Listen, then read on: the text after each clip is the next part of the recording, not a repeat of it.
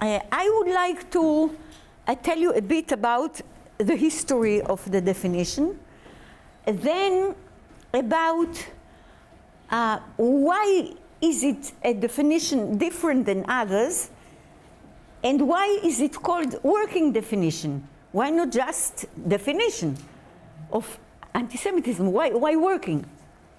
Then I would like to go into showing you the main points, and then we'll come to the more juicy part, which is what are the controversies. As you all very well know, Mrs. Theresa May came up with a strong statement and speech where she said that England or the UK is adopting the working definition, and it will be a tool against anti-Semitism and racism and all evils, etc., etc. And then, of course, Jeremy Corbyn said he doesn't agree. Okay? And the Labour Party will not adopt the definition. And there was a big debate, at the end of which the Labour Party did adopt the definition. And this is one example of the scandals, a few scandals that this definition has caused. And finally, of course, is the question, where do we stand now? And what, if we can we do? Okay, so you're not frozen anymore. You waited for me a quarter of an hour on the pavement, and when I came, I found a piece of ice, and so the history of this working definition goes as follows. It was in 2000, I would say like this. In 2001, as you remember, there took place in Durban, South Africa, a notoriously known UN World Conference that was supposed to work against racism in general, worldwide. It has been prepared, what can I tell you, a number of years before, with so many efforts, and so much was put into it so that the conference will end up with measures against racism. I don't have to tell you, immigrants started coming in the during the 1990s. There were so many problems of definition of who is a citizen, who is a Gastarbeiter, which means a foreign worker, who is a refugee, who is entitled to what. There were many problems, and this conference was about to straighten them out. Yofi. After not 2 days, I had the honor, not the pleasure, really not the pleasure, to be part of the Israeli foreign ministry delegation to the conference. We were only 10 people, and each of us had to run around and do his work.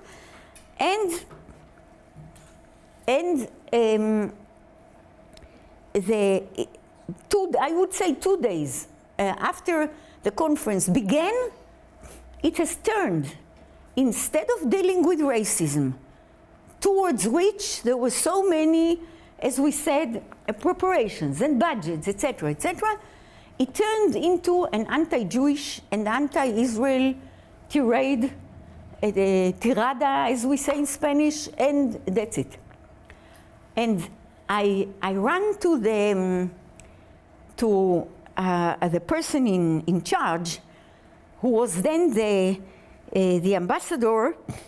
He was ambassador of Belgium to the UN, and I say, can you explain to me what is it that is happening? This is a world conference against racism. Why do you have to pick on Israel? Okay, traditionally you pick on Israel, we're used to it, but why now? Can't you? Okay. And he said, listen, young lady, I'll tell you outright. We saw after a day or two, listen to this, that the countries that were under colonial rule. He's from Belgium, okay? It's the Congo. The countries who were under colonial rule came to the conference all geared up to say that colonialism was actually racism, and if racism is a sin or discrimination, etc., they are all entitled to compensations. And this is their aim at coming to this conference. Do I have to tell you, he said, what Belgium is going to pay to the Congo and all the others? We are in trouble. United States, African countries want compensation for the millions of people who were taken for slavery in the United States. We are at a crisis. The only solution is to pick on Israel. That's it. I thought I don't hear well, and later perhaps if we have a minute I'll tell you more about how this conference went, but it was like shooting the beginning of a race of new anti-Semitism, anti-Zionism. From 2001, we began what is known as new anti-Semitism, and the 2 last decades have been in that vein. 2 days after the conference ended, the Twin Towers fell down, and the Pentagon was hurt, etc. It was a beginning of a new phase in anti-Semitism, in terror, in violence, etc. Okay. It began, it grew. 2004 was, as I think I told you yesterday, whoever was here, that in Tel Aviv University, we monitor the situation of anti-Semitism worldwide, and we did it since 1992. Okay, in 2004, what do we see? That violence against Jews doubled from 2003 to 2004. So it was quite clear that we are at a new phase and you need new tools, and the government of Germany, who always feels that the blame is on her, quite rightly so, that the blame is on her, convened another conference, a big conference against anti-Semitism. And this conference came to a number of practical results. We will do more legislation, we will do more education, and we need a definition of anti-Semitism.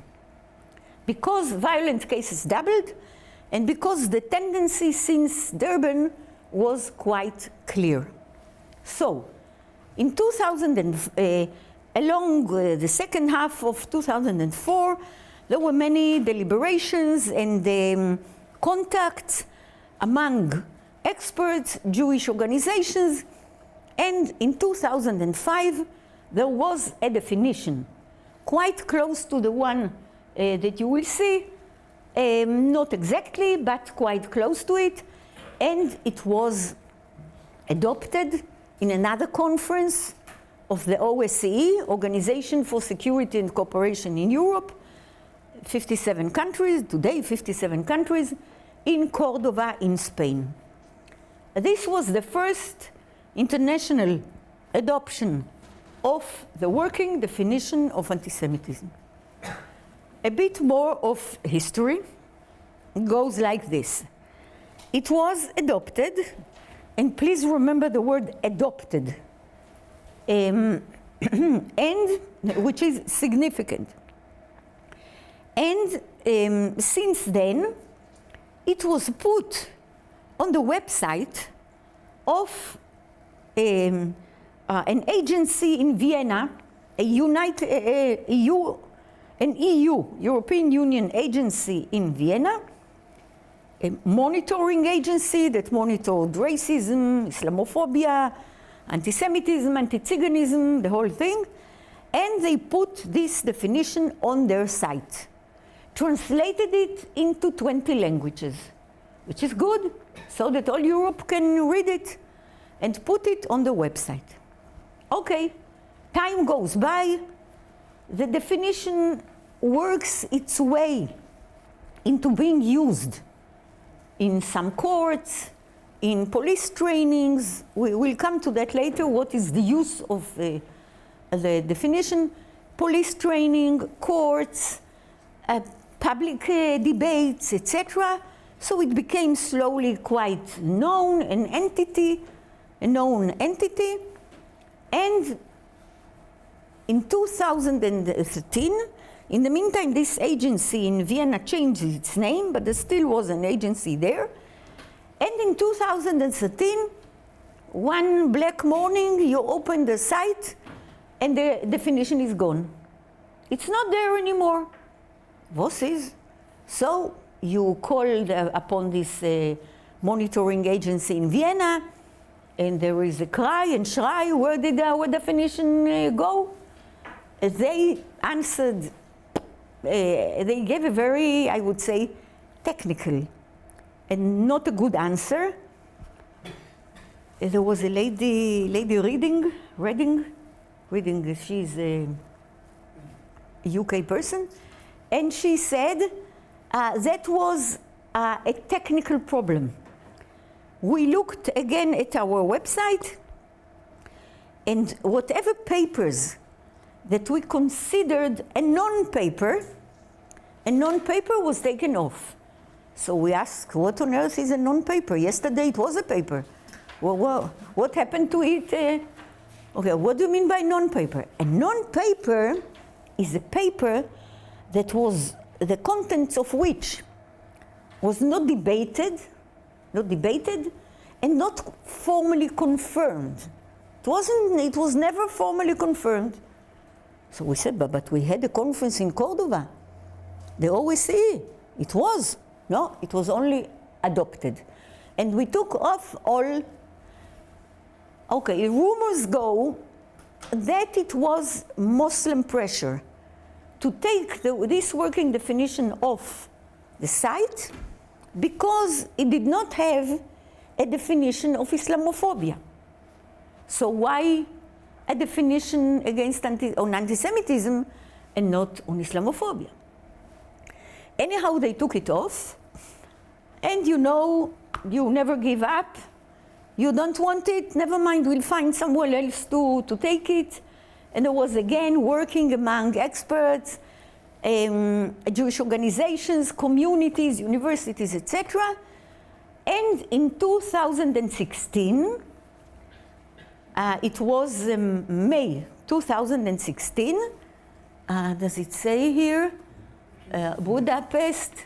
No, but that's in. On May 2016, the plenary in Bucharest, okay, Professor Yehuda Bauer, a world-known scholar, turned 90, and we had a birthday for him in the IRA. I will speak in a minute about what is the IRA. And there, this IRA organization that we'll speak about in a minute, each year another country is chair. And that year it was Romania. And I was an academic advisor of this body. And we debated a full day.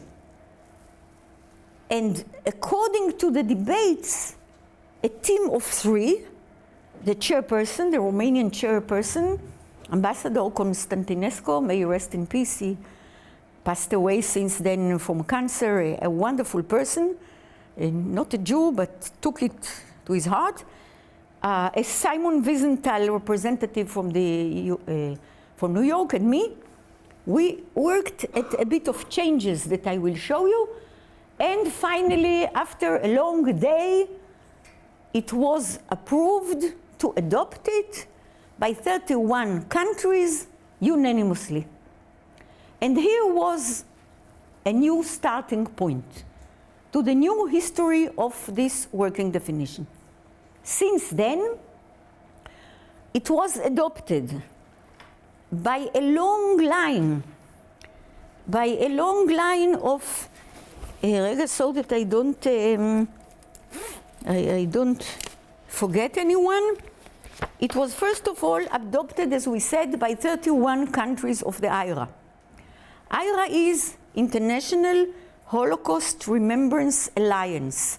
It's not a Jewish body. It started in Stockholm. This January we will have 20 years anniversary of the Stockholm Declaration and the founding of the IHRA. We'll read it in a minute. And it was adopted, as we said, by 31 countries. The IHRA asked each member country of the 31 to adopt it also individually, not just through the IHRA decision, but individually. UNESCO adopted it, the European Parliament. The OSCE again had a meeting in Vienna. By that time there were 57 countries. 56 agreed. Who didn't agree? Russia. Russia ruined months of work. They didn't want to. They are not members of the IHRA because they are not considered a democracy. Only democracies can be members. And they said, okay, you don't want us, we don't want your definition, ciao. And okay, now we are reworking the OSCE. But it was the European Parliament, UNESCO, and as we said, 56 countries of the OSCE were ready to adopt it. And then countries individually started adopting as well. I'll read you the list so that because it's interesting.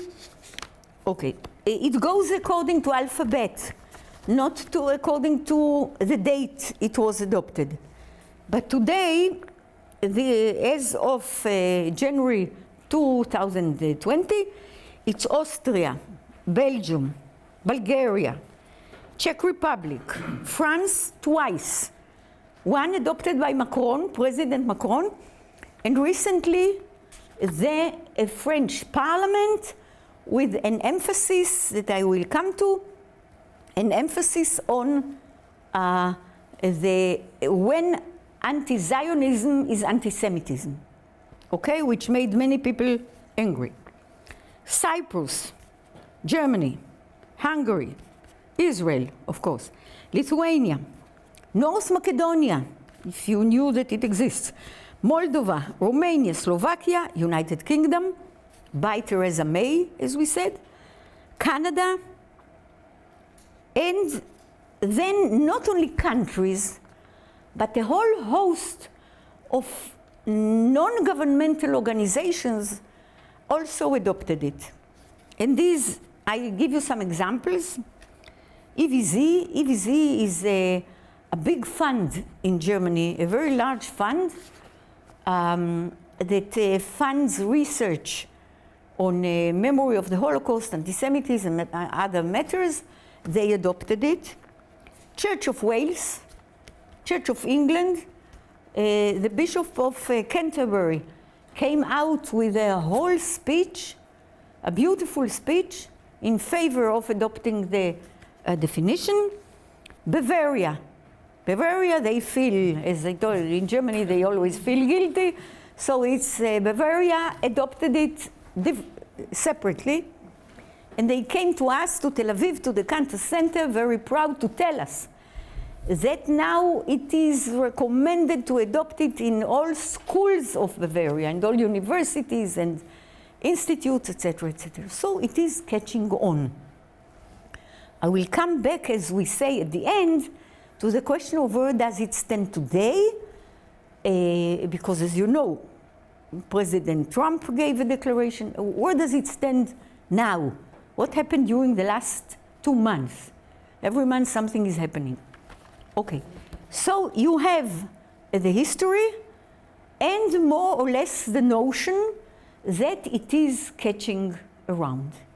Now, I want to stress, we'll read it, but I want to stress right now that this document is a non-legally binding document. A non-legally binding document, which means you cannot read it, remember it, and catch someone in the street who tells you this and that, and say, listen, what you said is against the definition, now I schlep you to court. You cannot do that.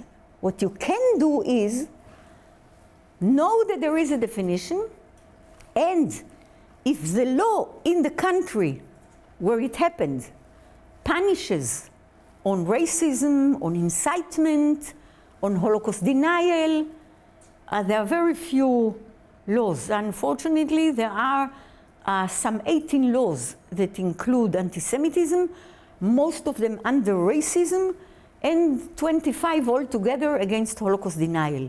So there are not many, but if it happens, you can take to court under the local law, not under the definition itself, but under the local law.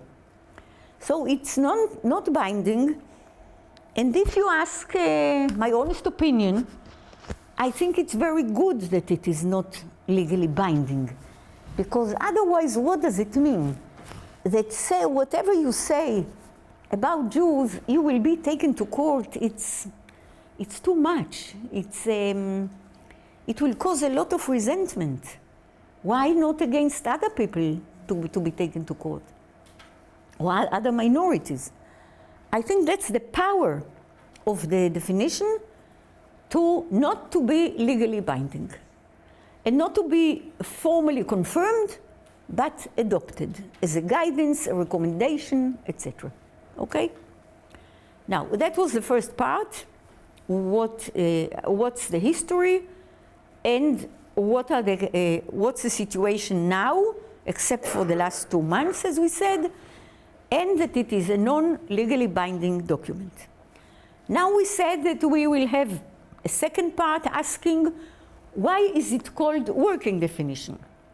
Why not a definition of anti-Semitism? That's it. Because whatever lexicon or encyclopedia that you open has a definition of anti-Semitism. It has a definition of everything. And it has, under letter A, it has, you look for it, a definition of anti-Semitism. You can find dozens of them in every lexicon. By the way, the, what's the name? No? The Merriam-Webster, the dictionary, the sacred dictionary of the English language, the King's English. By the way, if I may open a parenthesis, we spoke about it yesterday. Prince Charles came to Jerusalem to the big event on the 23rd, as you know. And his accent, and he has the King's English accent and excellent English. And after he spoke, no one dared, everyone said, okay, now we cannot speak English. That's out of question. He really represented you, that's for sure. Anyhow, the question, the example I wanted to give is that this Merriam-Webster dictionary of the English language, in 1966, you wouldn't believe it, in 1966, gave a definition of anti-Semitism, which has two parts. A, being hostile to Jews on many grounds, and depicting a negative image, very short. B, being anti-Zionist. The Merriam-Webster said in 1966 that anti-Zionism is anti-Semitism. Please remember that. Well, a lot of water had flown through the River Jordan since then, but they said it in 1966. Okay, so there are many definitions in every lexicon, in every encyclopedia. Yofi. So why not, if we need, in 2004, we need a definition, why can't we take one that is ready-made already? The one of the Merriam-Webster is just perfect. You couldn't do that because this definition is a result of the work, united work, a common work of many scholars, organizations, communities, etc. While the former ones in encyclopedias and lexicons, a scholar was commissioned to give a definition, and he or she gave a definition. This was a common effort, and because it was a common effort, it has more weight. It carries more weight because it was agreed upon by many. Okay? We also in Tel Aviv gave our share, and in Jerusalem, the AJC, American Jewish Committee in Washington and in New York and others, it was a common effort. So this is why and how it is different than former definitions. Also, the question is, why did we choose the name or the title working definition and not just a definition? Because, as you will see when we read it, as you will see, the definition does not refer to the question, who is an anti-Semite? Who is a Jew? A problem that we haven't solved until now. Who is an anti-Semite? Who is a Jew? What are the motivations of anti-Semites? What is the history of anti-Semitism? No, we didn't touch upon any question of principle or of historical depth and problems. For this you have volumes and volumes. We gave a short definition and then examples, and that's it. And this is why it is a working definition, so that you can work with it. You can, as we said, train policemen, you can identify cases, it helps monitor, it helps Jews to complain, etc., etc. It's a working tool. It's not a theoretical or academic tool. It's a working tool. Okay, did I convince you? Okay. So this is why it is a working definition, and this is how it is definitely different than the former ones. And I would also like to say that many of the former ones are excellent, but all of them are a result, as we said, of a scholar being commissioned to do that, and he did write a definition according to time, place, circumstances, etc. It varies. The other definitions vary according to time and place. A definition is different when it was written before World War II, after World War II, if it's in the United States, if it's in Britain, if it's in France, different. Okay. So now you're more familiar with how it came into being, what's different, what is the difference between it and the former ones, and why it is a working definition. Okay? רגע.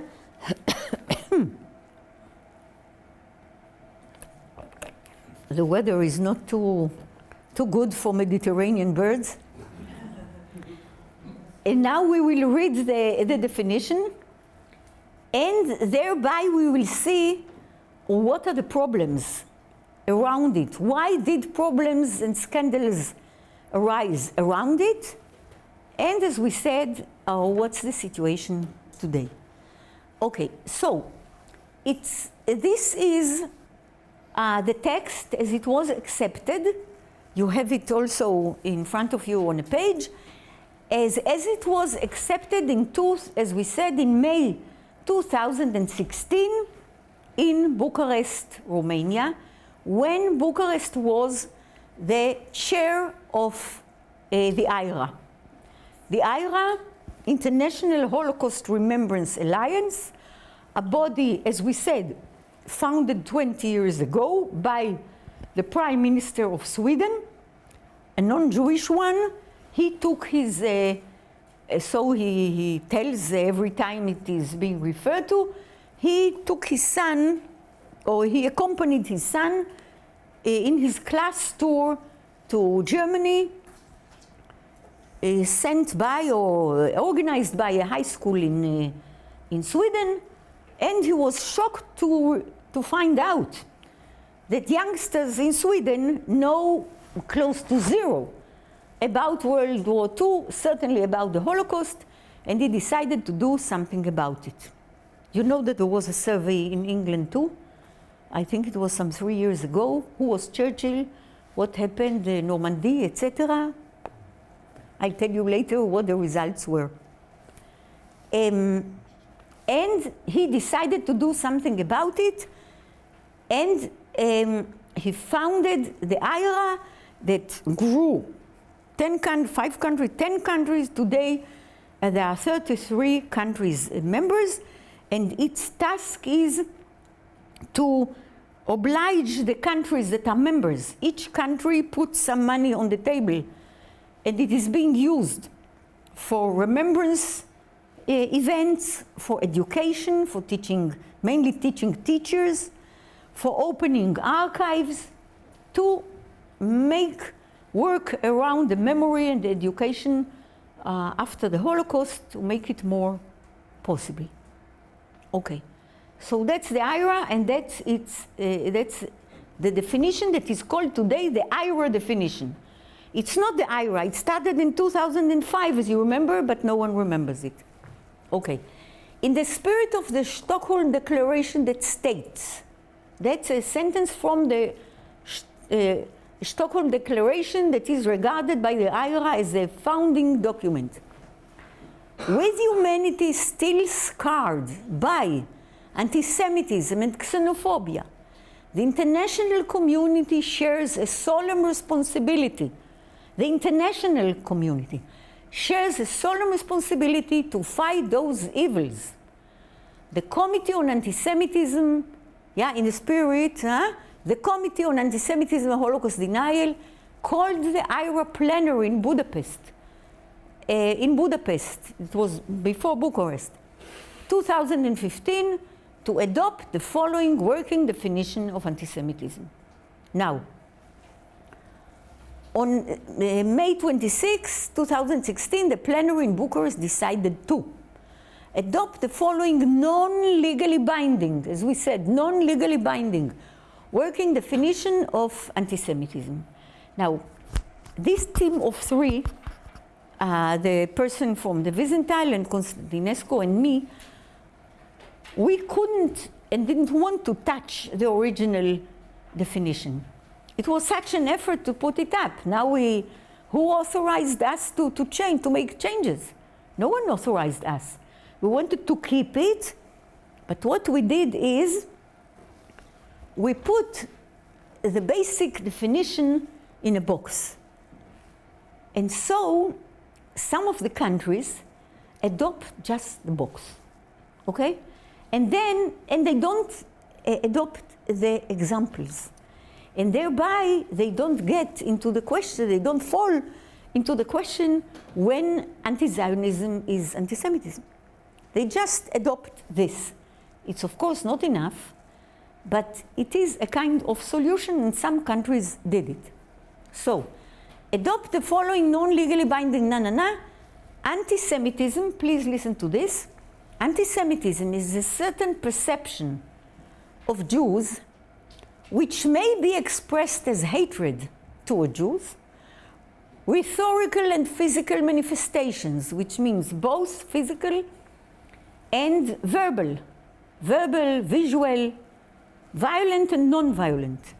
Okay, manifestations of anti-Semitism are directed toward Jewish or non-Jewish individuals, I'll ask you in a minute why, or non-Jewish individuals and or their property, toward Jewish community institutions and religious facilities.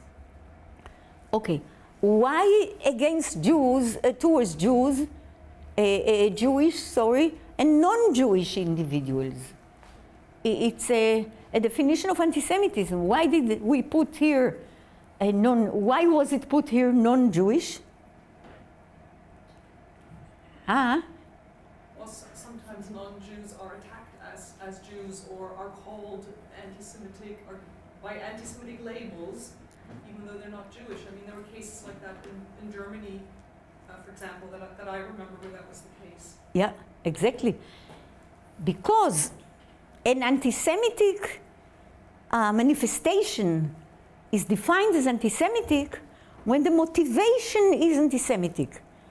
If you saw someone on the street and his nose was too long for you, okay, and his hair was too curly or whatever, and you decided he is a Jew and you attacked him, and he was not a Jew, still it is defined as an anti-Semitic case because the motivation was anti-Semitic, okay? This is why the definition says to a Jewish and or non-Jewish individuals and or their property. So it includes the rhetorical and the physical. And it says that there is a perception of Jews. I didn't like, personally, and I still don't like, the word hatred here. I don't like it, but my opinion was not accepted. What can I do? Anti-Semitism is a certain perception of Jews which may be expressed as hatred. What I'm saying is that a person does not have to be an anti-Semite in order to perpetrate anti-Semitic acts. He or she can do or express anti-Semitism or provoke anti-Semitic attacks, etc., even though he doesn't feel anything particular about Jews, but he uses it. He uses the feelings of others, public feelings, he uses it as a way to promote or to advance his goals, religious goals, political goals, local goals, electoral, election goals, etc. You don't have to be an anti-Semite in order to do anti-Semitism, to perpetrate anti-Semitism. This is what I'm saying. And also, I don't think that in papers, trials, etc., that concern perpetrators of anti-Semitism, one should call a person anti-Semite. You never really know. You should refer to the act and not to the person. This is what I think. And I first started thinking about this when, I'm sure you don't remember that, but there was a case between a newspaper in Tel Aviv, in Israel, and Britain. And it went like this. Two members of the parliament, Christopher Mayu and Michael Adams, known as very pro-Arab and leaders of the British Arab League and etc., etc., they published a book. And the book was, it was in 1978, okay? The book was published first in English. It wasn't, of course, translated into Hebrew, not to do them such a COVID. It was just in English. And it said more or less that Israel is ruling the territories, the Judea and Samaria, and is silencing media, world media, via world Jewry. It's silencing world media so that what it does in Judea and Samaria will not be known. Okay? The person who was the reporter of Ma'ariv, the name of the newspaper is Ma'ariv, Joseph Finkelstein, was an old-known reporter located in London for many years. And he wrote a whole piece entitled, calling the book of Christopher Mayo and Michael Adams, an anti-Semitic book written in Nazi propaganda style. Nu schön. Then Ma'ariv was sued by the two of them for £1.5 million. And a pound at 1978 was a pound. Okay, the dollar too was a dollar. The shekel wasn't. Today it is much better. Okay, $1.5 million, Gewalt, they sued. Now, it was summer. It was summer. Many of the scholars who could have come to help to testify for Ma'ariv were not in the country, and they found me. And I decided to take it upon myself, though it was really long ago. And when the judge looked at me, he first of all wanted to send me home to wear something more dignified and to not to speak in a childish voice, etc. They brought two distinguished lawyers from London who took a look at me and decided that they will eat me up with no salt, as we say. But I worked a lot on it, and I came to the conclusion is that it was an anti-Semitic publication written in Nazi propaganda style. You couldn't see it right on first reading, but on the second and the third, you could see, for instance, that they were using the expression the hidden hand. Hidden hand is an expression very much used, to those who know, in Goebbels' diaries. The hidden hand of the Jews, of course, like the protocols of the Elders of Zion, those who manipulate you behind the scenes.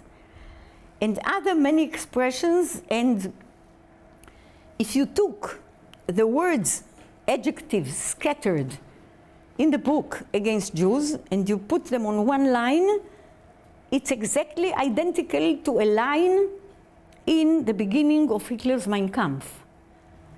And so there was plenty of evidence that it is both Nazi propaganda style and certainly anti-Semitic in its view that Jews are organized, that Israel can manipulate world Jewry, and can control the world media, etc., etc. And so, but I thought that I shouldn't call these two distinguished members of parliament, Mayo and Adams, anti-Semites. It's not a good idea. The book is anti-Semitic, and that's highly enough, and not them. And it worked. And it worked. You know, it was summer, August in Jerusalem. We were all dying from heat. The trial took place in East Jerusalem, in a building, an old building, no air conditioning. The two lawyers with the suits and the ties almost fainted, and anyhow, it ended well, but I think it taught me a good lesson. You don't call a person an anti-Semite. It's not a good idea. You never know. He could be a manipulator of anti-Jewish feelings, but not himself, okay? Now, that's the definition, and this is why I personally object to the word hatred. Let's go on. Can I, what do I do? Oh.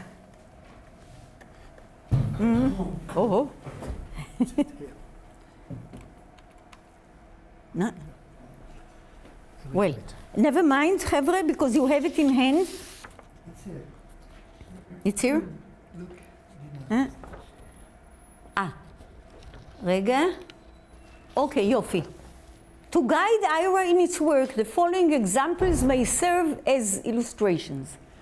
First of all, an explanation, and then we come to the examples.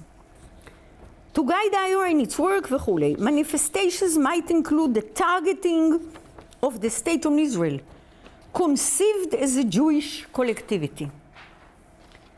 However, please listen carefully to this sentence. However, criticism of Israel similar to that leveled against any other country cannot be regarded as anti-Semitic. You know that many times they say, okay, if I criticize Israel, they shout back at me that I'm an anti-Semite. That's not true. Whenever someone says that to you, please ask for an example.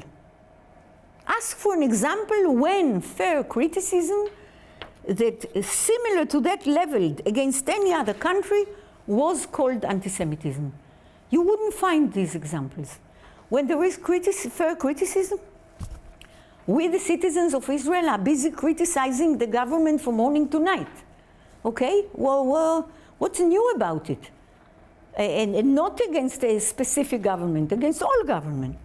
So it is definitely to be remembered. And whenever you encounter such a case, that someone tells you that he was labeled an anti-Semite because he criticized Israel, ask a fair criticism, please ask for an example, okay? And what we did, the three of us, this sentence was low on the document, on the original document, but we put it up right at the beginning so that it is, those who criticize the document will have this sentence right at the beginning. Anti-Semitism frequently charges Jews with conspiring to harm humanity, and it's often used to blame Jews for why things go wrong. Well, this I don't have to tell you. We're responsible for anything that goes wrong, from the tragic death of Princess Diana to the fall of the Twin Towers. Whenever something happens, we in the Cantor Center in Tel Aviv give them 48 hours to blame us, and it most always works. Tsunami in Japan, earthquake in Mexico, whatever. Okay. It is expressed in speech, writing, visual forms, and action, employs sinister stereotypes, negative character traits. Now, contemporary examples of anti-Semitism in public life, media, schools, workplace, religious sphere, could take into account the overall context. The context is always important, include, but are not limited to. Now come the examples. Okay, so it has an explaining paragraph, and then come the examples. There are 7 examples of when an act is anti-Semitic against Jews, and 4 examples when something anti-Zionist is anti-Semitic. Just 4 examples. Now, if you take a look at those leveled against Jews, the 7 ones, I think you will agree, they cover the problem, calling for aiding or justifying killing or harming of Jews in the name of radical ideology, extremist view of religion, making mendations, dehumanizing, demonizing, allegations, etc., about the power of Jews as a collective. We are always considered a collective, not a gathering of individuals, but a collective. Such as, especially, but not exclusively, the myth about world Jewish conspiracy, Jews controlling the media, economy, government, accusing Jews as a people of being responsible for real or imagined wrongdoing, committed by a single Jewish person or a group, even for acts committed by non-Jews. You can please, denying the fact, scope, mechanism, gas chambers, or intentionality of the genocide of Jewish people at the hands of National Socialist Germany, it supports it, etc. Accusing Jews as a people or Israel as a state of inventing or exaggerating the Holocaust. Here we do have laws against Holocaust denial. Because think of it. In the United States, where the freedom of speech is sacred, is really a religion, and the First Amendment is not to be amended, it is there and that's it, and freedom of speech, expression is such a highly highly taken into consideration value, a person, a scholar like Bogdanow Lectures says, I don't want laws against Holocaust denial. But there are laws against Holocaust denial, and why is that? I'd like to explain why we put it here, though Holocaust deniers are not violent. They are not violent, they never hurt you physically. They just say that the Holocaust doesn't exist. That's the gross Holocaust denial, or in other forms. They diminish, they distort, etc. If you look at the gross form of Holocaust denial, which means that the Holocaust actually didn't exist, what does it say? What does it mean? It means that the Jewish people has invented a horror story that never took place and blame Germany and others, many accomplices and collaborators, for murdering, gassing, torturing, medical experiments, etc. This is all the result or originates in the sick minds of Jews that collectively created this, sold the story to the world, choked Germany by its throat to get compensations and sympathy, etc. But it never happened. This is not freedom of speech.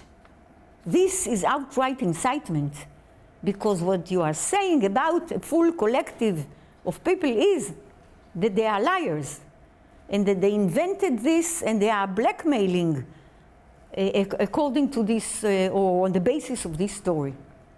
This is why Holocaust denial is definitely taken to court.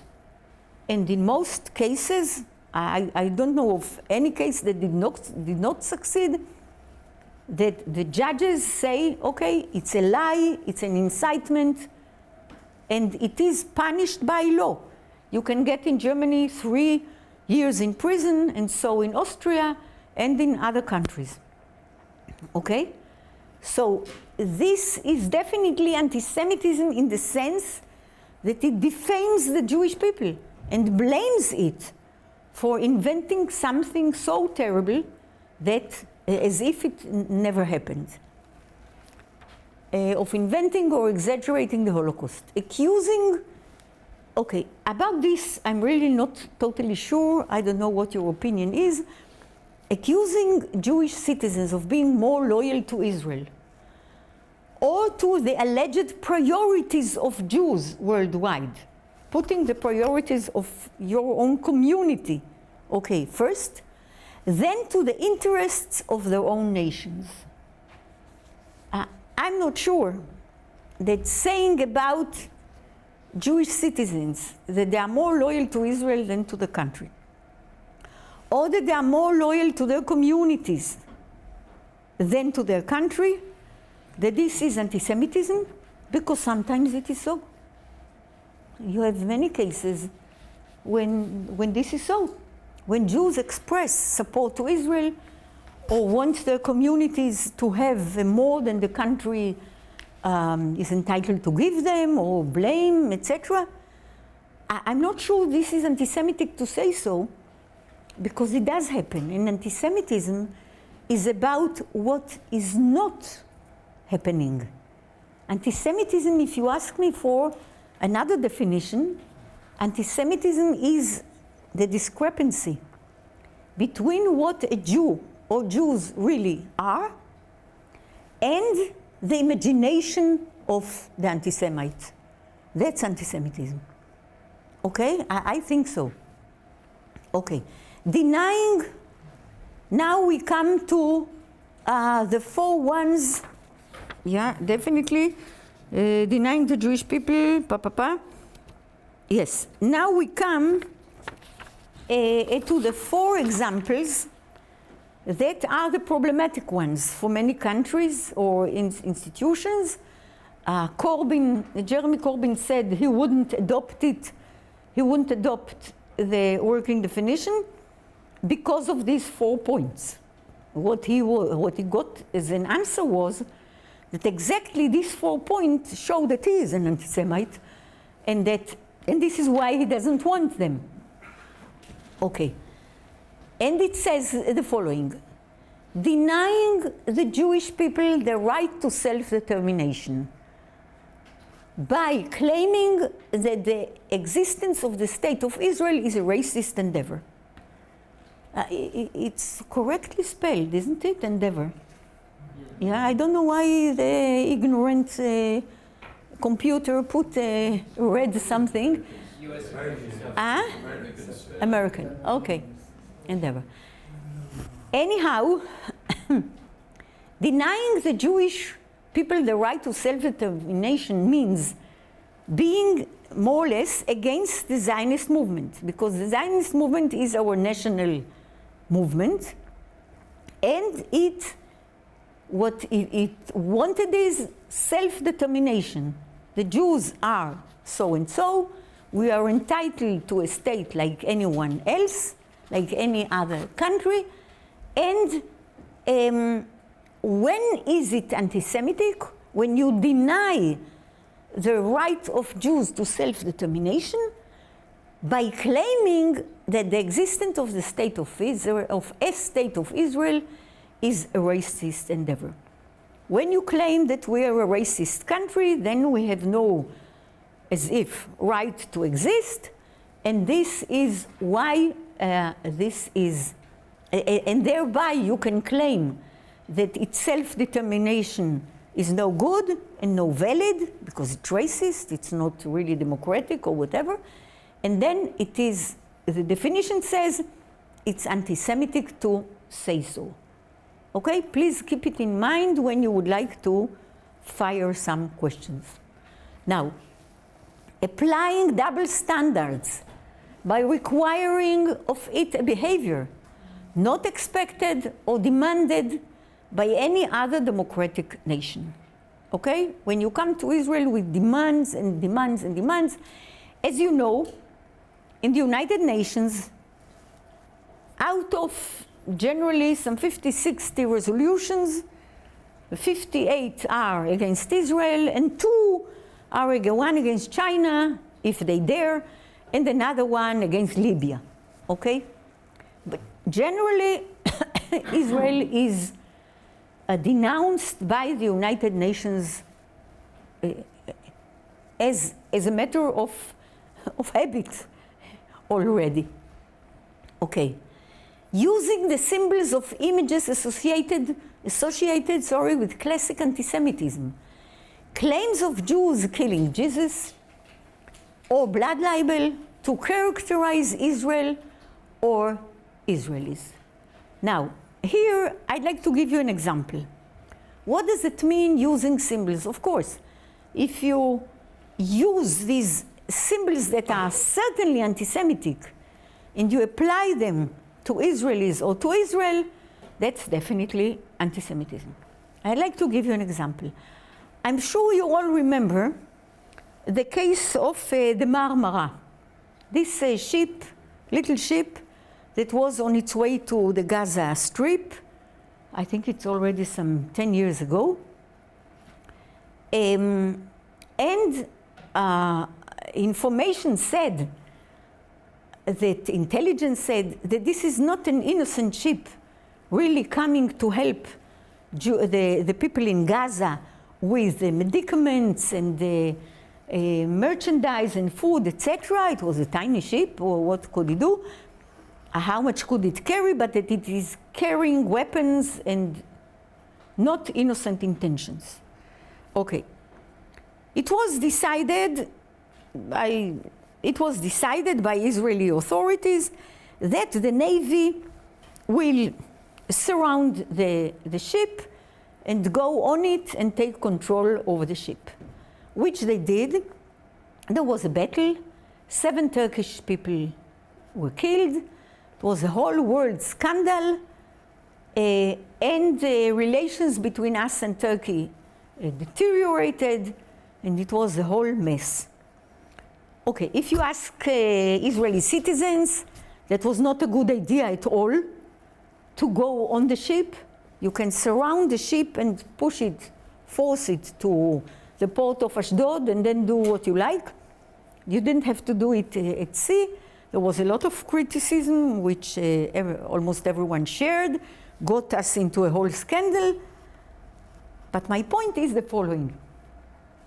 If there was, and there was, criticism that said that was not a good move, and it should not have been done, and people were killed, okay, on that and that occasion, on that day, with the Marmara, etc., it's a fair criticism, and it's also right, I would say. It was a wrong move. But if you say, and it was said, if you say, the Jewish soldiers, not Israeli, the Jewish soldiers who went on the ship intending to kill, they were brought up on the education and educated upon the Bible, in which they have a vengeful God. I wish all our soldiers will know Bible to a good, in a good amount. They were educated on the Bible, where a vengeful God tells them to kill. And they are trained in killing, and ta-ta-tam, and for 2,000 years, they have behaved and that.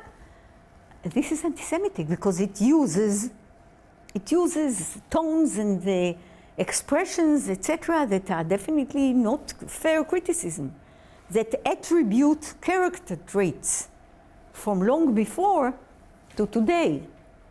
And that, at that point, it is what it says, using symbols and images associated, etc. Okay? By the way, classic anti-Semitism is coming back. Classic anti-Semitism, blood libel, Jesus, protocols, etc., are coming back, despite the fact that most of what you see is more modern. The allegations and accusations are more modern. It is coming back. In Eastern Europe, in post-communist era, the church is gaining power. It's again very much respected and followed by the people. Drawing comparisons of contemporary Israeli policies of that of the Nazis. Now, strangely enough, there are laws, especially in Europe, not in the United States, but in Europe. In the United States, it could be declared or defined as hate speech. And if you can prove it's a hate speech, it's okay. Then you can really do something about it. But there are laws in Europe that forbid the use of comparison to Nazis and punish for that of anyone, not just connected to Israel, connected to anyone. If you compare someone to a Nazi, you are violating a law. And there are many laws that forbid justifying Nazism, praising it, wishing it back, comparing to it, etc. In Israel, you don't have such a law. You can call your neighbor a Nazi morning and night, and we don't have such a law. The Knesset dealt 7 times with the question, and each time it was decided that such a law is no good, that it goes against the freedom of expression, and that you can call your neighbor, as we said, a Nazi to your heart's content. We don't have such a law, and it puts us in idiotic situations where we get letters from Europe saying, Gewalt, Haaretz said that these and these in Israel are Nazis. What do you do about it? You can do nothing. There is no law. Okay, we're working on that. We're trying for the 8th time because it puts us in an awkward position. How can you run around demanding not to compare to Nazis when in your own country it is allowed? Okay. Holding Jews collectively responsible for actions of the State of Israel. That's really as unfair as it can get, to hold Jews in communities worldwide responsible. Why are they responsible? It's not a fault. They were not part of the decisions. The bad results fall on their heads. So the holding Jews collectively responsible is really, for instance, I'll give you an example. A barber from Afghanistan, who is an immigrant in Austria, in 2014 said there, and published it all over the place, that attacking a synagogue is a proper response to the military operation in Gaza that was going on in 2014. What does this synagogue have to do with Gaza? And listen to this. The Austrian prosecutor said, yes, he's right. And he wasn't punished. And so there was a whole scandal. The trial was reopened. And the verdict was that indeed, this has nothing to do with one another, and he should be punished. What was the punishment? 750 euro, which a barber can make, in 2 hours, more or less, and something else. So it's definitely a problem, and I think that this is really one of the most unfair accusations against Jews. Now, the last part consists of, that's it, a bit of more information. Anti-Semitic acts are criminal when they are so defined by law. Okay, if the country has a law against anti-Semitism or Holocaust denial, and you define the act of someone according to definition as anti-Semitic, it can be punished only if the country has a proper law. If not, no, it's a non-legally binding document in itself. You need a law. Okay. Criminal acts are anti-Semitic when the targets of attacks, whether they are people or property, such as buildings, schools, places of worship, cemeteries, are selected because they are or are perceived to be Jewish or linked to Jews. This we said. It should be with an anti-Semitic motivation. Anti-Semitic discrimination is the denial of Jews of opportunities or services available to others and is illegal in many countries. Okay, that's the definition. Now, where do we stand today? Today, one scandal was with Jeremy Corbyn, as you know. Okay. Now we are into another scandal in the United States. And why is it?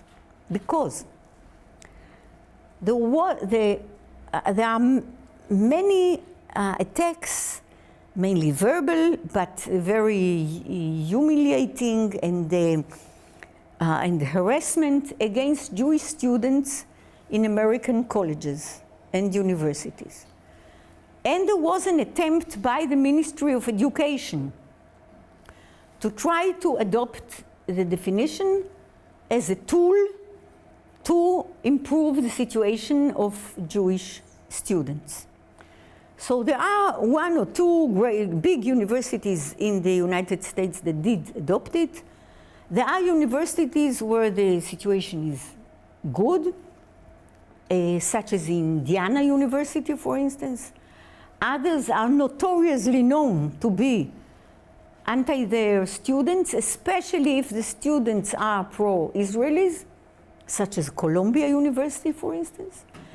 And the result was that President Trump came up, as you must have seen, just hardly a month ago, with an executive presidential order, according to which it has a few parts.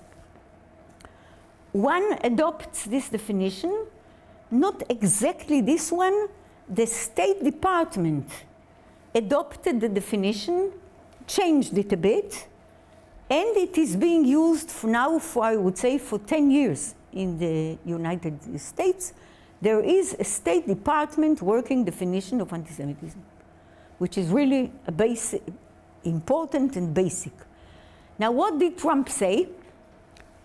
Universities that will go on harassing their students, and it will be proved according to the definition, that they have been harassed and their rights have been violated, and they have not been given a fair chance like any other student to be on commissions, to hold events, etc.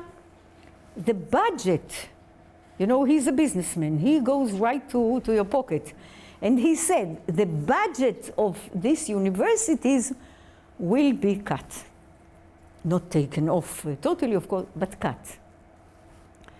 Okay, there is a big scandal. How could he say that? And also, there is a third part to it. One is the definition, one is to cut the budget, and the other is that he found, or his team found for him, that if you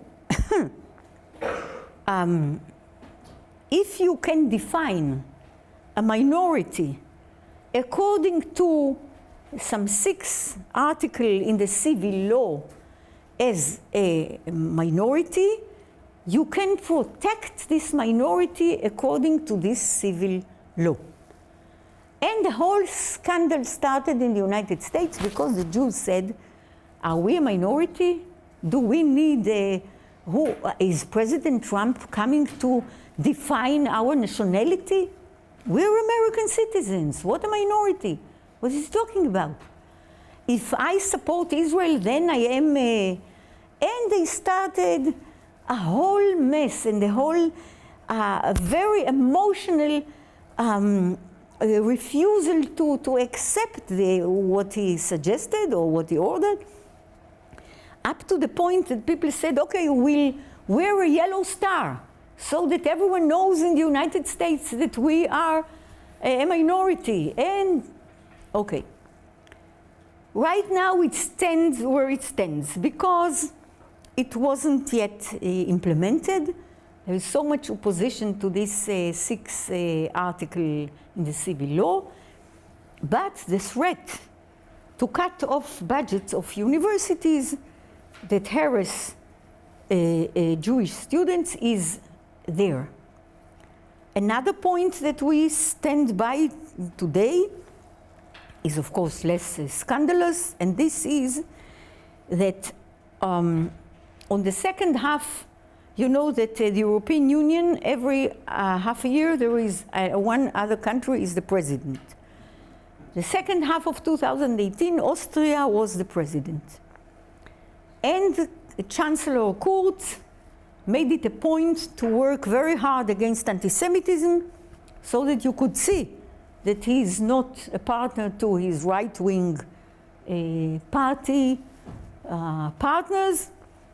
And at the end of their presidency, he made the EU declare that they have a commitment to the security of Jewish communities in Europe, a commitment to fight against anti-Semitism, and that they adopt the working definition.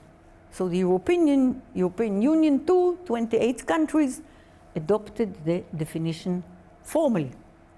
And you can work with it. Okay, this is more or less where we stand. A very enlightening and very lively presentation, and thank you very much. Thank you.